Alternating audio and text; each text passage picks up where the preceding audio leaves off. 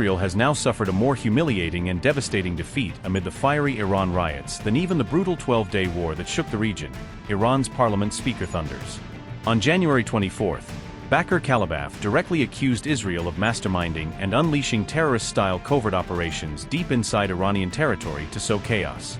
The speaker boldly said these meticulously planned and executed operations spectacularly collapsed within less than 48 frantic hours, leaving the plotters in disarray.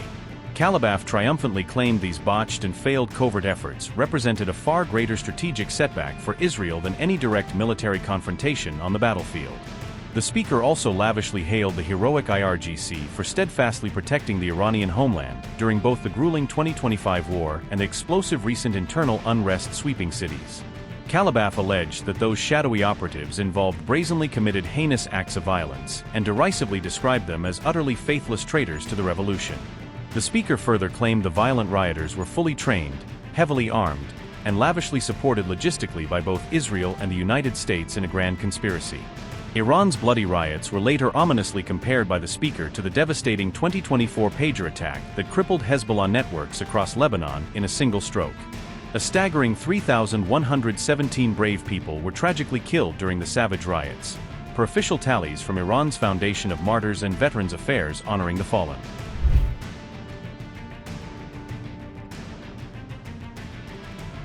This sharp verbal jab at Israel comes precisely as U.S. warships aggressively move toward the volatile Middle East amid skyrocketing and multifaceted regional tensions boiling over.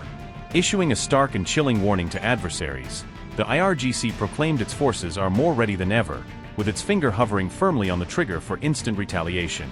General Mohammad Baqer forcefully signaled peak military alertness in grim anticipation of an imminent and unprovoked attack from hostile powers encircling Iran.